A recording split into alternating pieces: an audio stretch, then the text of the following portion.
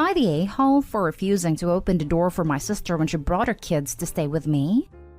This is an ongoing conflict.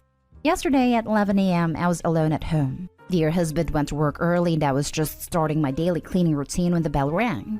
I, female 30, peeked through the hole and saw my sister, female 36, and her 3 kids, 5, 3, and 2. I did not open the door and talk to her behind it, and I'll explain why in a minute. She said she had an argument with her chronically ill husband, male 34, and wanted to once again punish him by keeping the kids away from him, until he apologized to her for what he said, which was regular argument stuff. Explanation. She started doing this when he got sick. Every time she gets in an argument with my brother-in-law, she'd take the kids and refuses to bring them back till I apologize to her. He has a medical condition that prevents him from getting outside the house. She's been using that, and instead of taking the kids to our aunt's house this time, she brought them to me since aunt is out of town. She asked that I take the kids for 2 days, but I refused and pointed out how unacceptable and wrong for her to punish her husband who's already sick, and using the fact that he can't drive to go pick his kids up or at least see them, against him, should keep them away for days. She started talking about how her husband doesn't care about her hurt feelings, and how much she does for him. Also, how this method has proven to be effective since it got him to recognize his wrongdoings and apologize. But I replied that he probably was only apologizing just to see the kids. I said it wasn't fair for the kids either, but she said they agreed to stay with me and told me to open the door because they missed me so much. I refused and said I won't be responsible when brother-in-law finally decides to do something about this and get the cops involved. She yelled that she's their mother, so the cops won't do a damn thing about it, and assured me my brother-in-law would never do that knowing how much she's cared for him. But I stood my ground and said I won't be opening the door. Period. She yelled saying I was unsupportive and selfish to keep my nieces and nephew out, and refused to open the door for them. I suggested she go work her issues out like a rational adult, and stop pulling cruel stunts that affects her husband and the kids' emotional/mental health. She took offense to that, and said I was clearly on my brother-in-law's side. She shamed me in front of the kids for 10+ minutes, then left.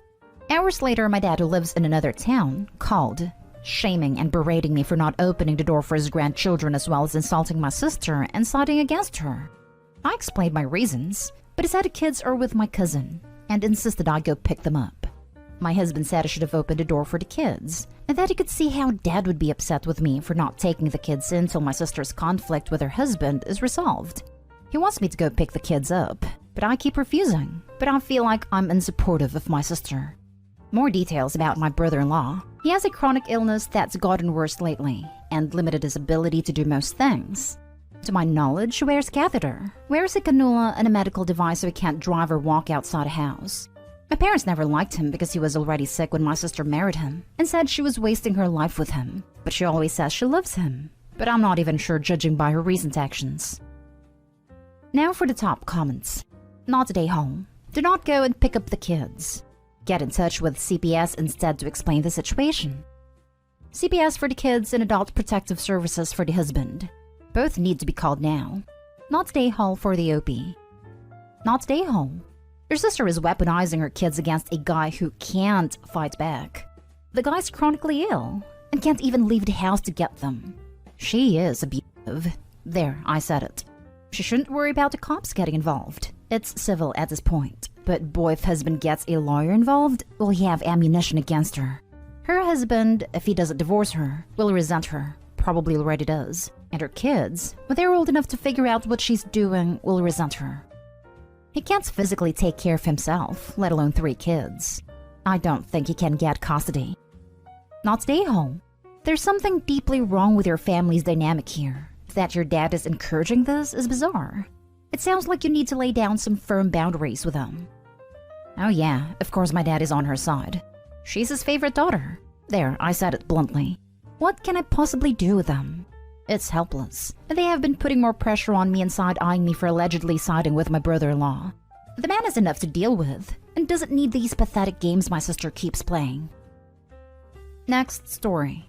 Am I the a-hole for forcing him to hold up his end of the bargain? Long story short, 3 years ago my fiancé's mom was trying to leave a relationship and needed a place to stay.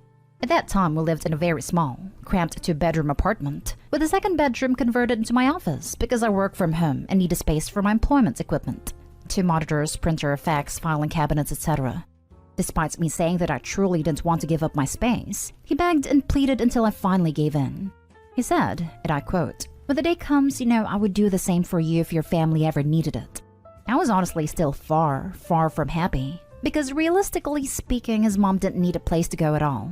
The house her and her boyfriend had was in fact hers, and she had owned it for years. So why she was the one who moved out is beyond me. It wasn't a toxic relationship. She just wasn't feeling it anymore. Fast forward 2 months of her staying. She has completely taken over my office space, and I have my equipment set up in the only other spot available, directly in front of my TV.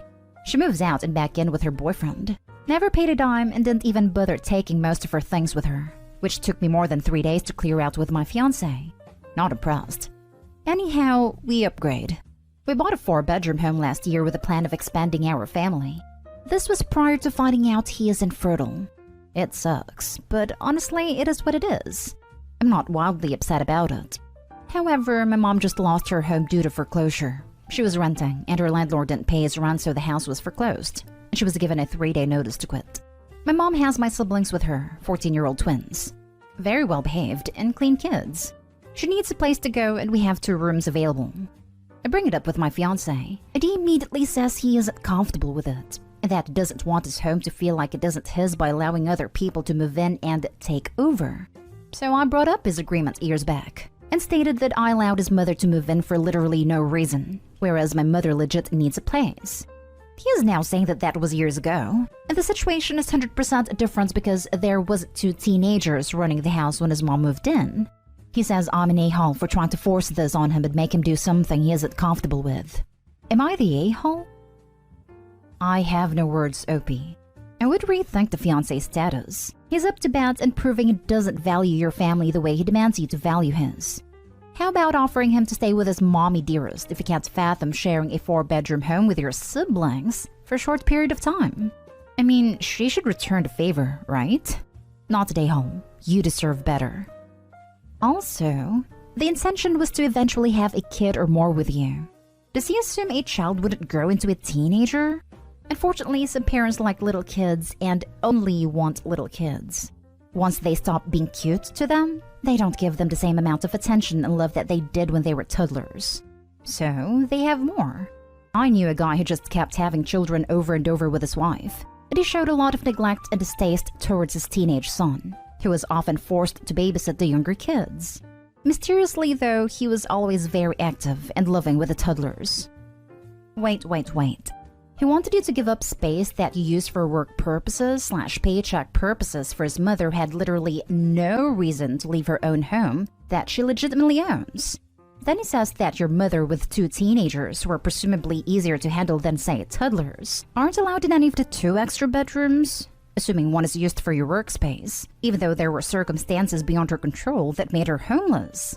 I'm assuming your mother only lost her home, and I am also assuming she did not lose her job, that she isn't subsisting predominantly in any welfare programs like Section 8 housing or other such housing subsidies. And if this is the case, then it sounds like a very temporary arrangement. Your mother does otherwise have the means to afford her own place, but just needs time to save for it. Am I correct in assuming this? Otherwise, I don't know if there is possibly any extra info to ask for that would ever make me think the contrary. But you are not stay home. You are correct. So my mother is a full-time RN, 12 years strong. She would pay rent and not expect to live for free, despite me never asking.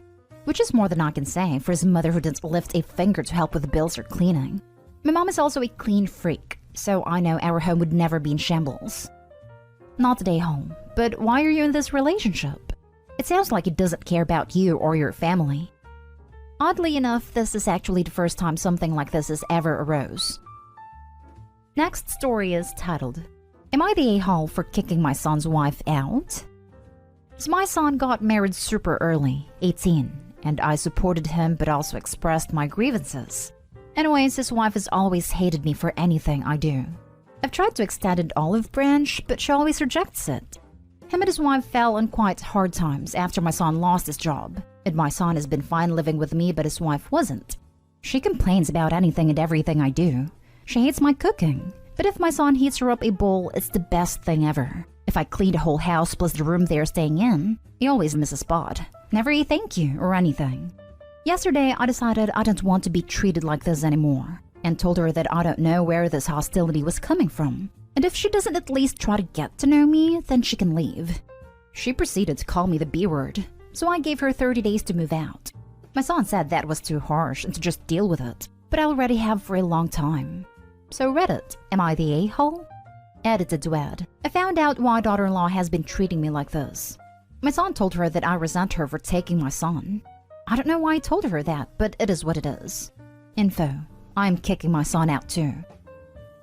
Not today home. Married adults acting like children. No one is entitled to your house. 30 days is generous. There is no reason why either of them cannot find work right now. Jumping in top comment to add, based on Opie's edit. It does not matter that son told her you resent her. You're not acting like it. You house them, you feed them, you clean for them. You are treating them with respect and love, so at the very least, she should be respectful and polite. She should be doing these tasks herself as a thank you for letting them live with you and supporting them. But why in the world would your son say something like that? They both sound too immature to be married.